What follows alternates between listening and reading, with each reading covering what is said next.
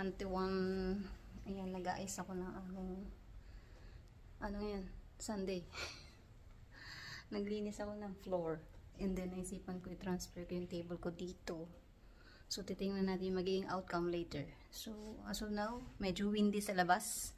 Kaya nakasarado yung mga pintuan namin kasi sobrang lamig. Umapasok yung hangin sa loob ng bahay.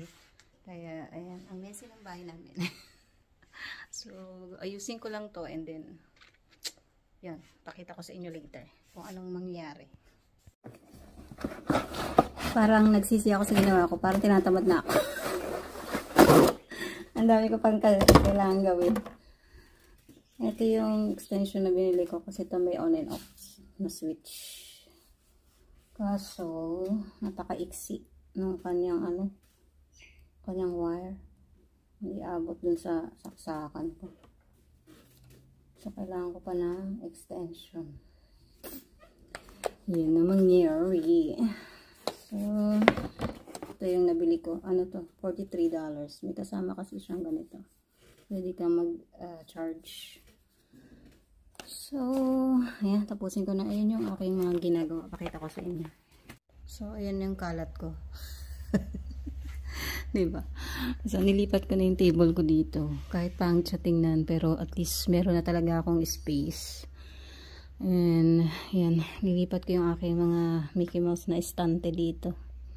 So, bahala na kung anong mangyayari. Later, update ko ulit ang kalat ng bahay ko. Hindi maganda yung nangyari sa paglipat ko ng desktop ko. Hindi na siya nag-on. Kailangan ko pa siya tuloy ipagawa. So far naman, yan, makalat. Magulo yung aking interior design.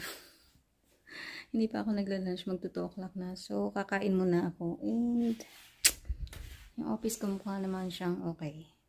Gusto ko lang talaga siyang nakafocus dito para kung may dadaan-daan, hindi kikita.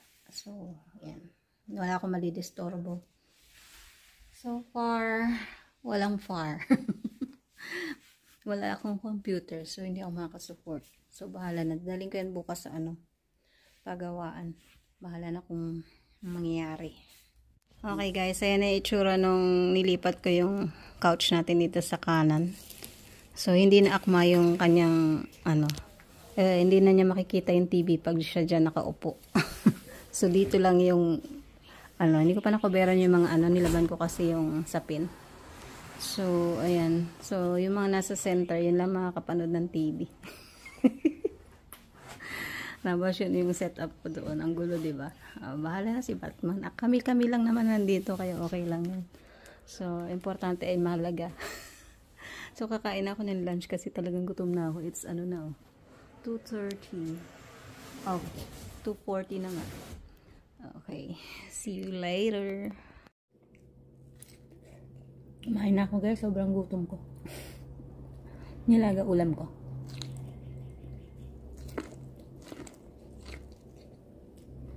Ngayon pag-asa yung desktop ko. Kailangan ko na talagang palitan. Buti na lang mandi bukas. Yan lang yung mga nasave ko doon. Hindi ko alam kung anong mangyayari. Pero dadalhin ko pa rin siya, baka sakali.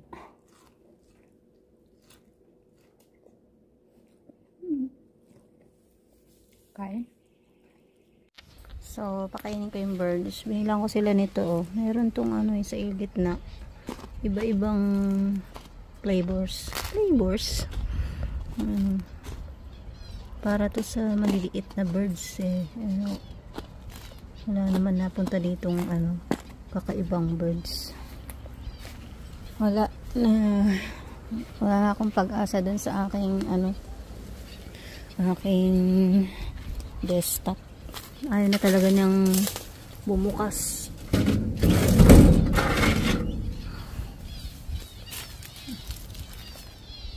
Kaya tingin ako bukas. Patitingnan ko muna yung desktop kung maayos pa nila. Kasi may mga nakasave din ako dun eh. Pag hindi, kailangan ko talagang bumili ng bagong gagamitin. Kaso ang problema ko, baka hindi ko ma-open yung mga dapat kong i-open. So, bahala na.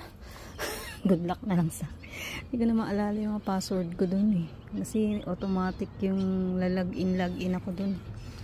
So, ito yung aking paligid. Maganda yung weather. Medyo humupa-hupa yung hangin pero kanina sobrang lakas ng hangin. Yung mga kamuting tinabas ko, nilagay ko dun. May mga humihila ata. Humihila yata ng birds. Nakakarating dito. Nung ko yan sa gilid nilalagay. Ayan. So, wala na sigurong kamuting naligaw. Kasi kinuha ko na lahat.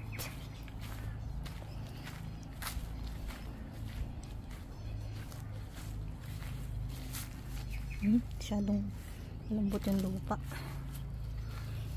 Dito sa part na to hindi pa ako nagkalkal eh. Hindi ko alam kung meron. Dito naman wala naman ako nakikita ng kamote.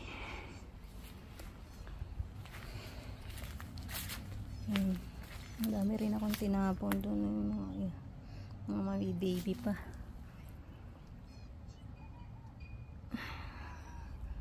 Salamat sa blessing talaga, di ba? Nagawa ko si Abby ng tomato avocado salad.